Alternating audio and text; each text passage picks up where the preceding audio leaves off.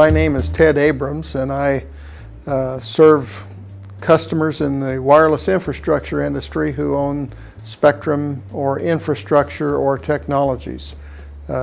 My company has clients across the board, from those who are involved with large macro facilities as well as those who want to look at small cell solutions. RF, or radio frequency energy, is involved with the airlink communication for any untethered application. So as we work with an iPod Touch or a Kindle Fire or the newest cell phone, there is technology and energy involved to complete that airlink. LTE, or long-term evolution, is a standard promulgated by 3GPP, the international body that does such things, and it creates the highest bit rate connections of any technology that we've ever used in this industry. Those very high bit rate connections work quite well when we manage noise. Noise to a consumer could be considered energy. For LTE to properly function at the highest levels of performance, the energy levels are minimized so that, all other things being equal, a favorite phrase of those of us who are engineers, LTE signaling exposes consumers to a lower level of energy than any other kind of signaling that we've used in the past.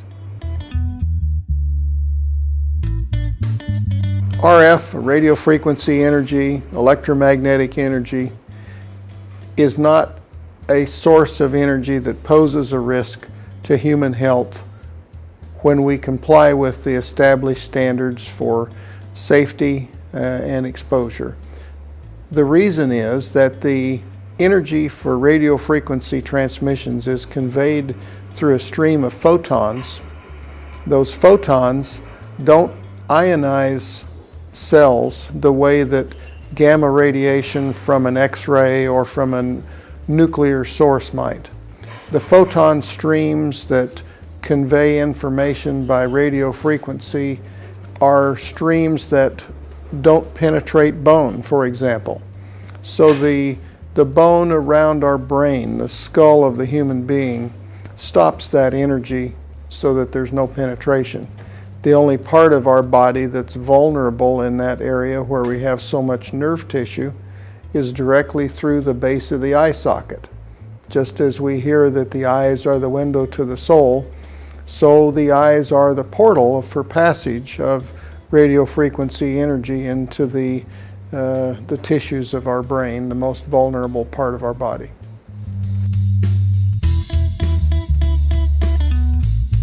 So there's no comparison. The energy coming from our handset while we're in communication is many orders of magnitude stronger than the energy coming from the tower.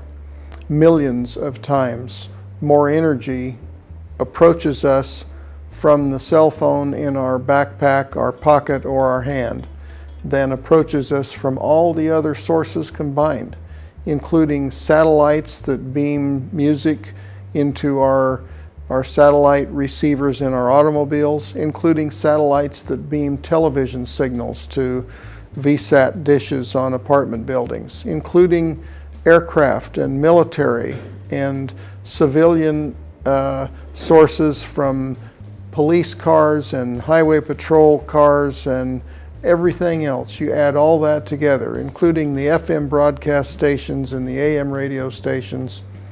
Our cell phone in our hand creates many, many more times the level of energy than all those sources combined.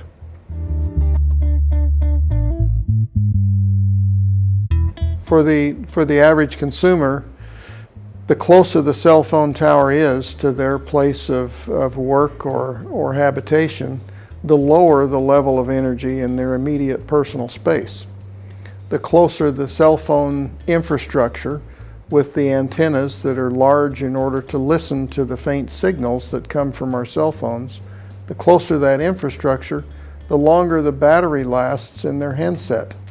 The closer that infrastructure, the cooler the handset is, heating less when it's near their ear as they're talking. So the good news is that as we bring those listening posts, we bring those fixed network positions closer to the subscriber, the total energy balance in their personal sphere is diminished. The FCC standards are very conservative, and they're based on exhaustive research on the subject. For many, many years, agencies of the United States government and private contractors have been tasked with the business of looking at the health effects of electromagnetic energy. And it's been conclusively determined from many different directions over decades of study that there is no evidence of adverse health effects from the non-ionizing electromagnetic energy we call RF.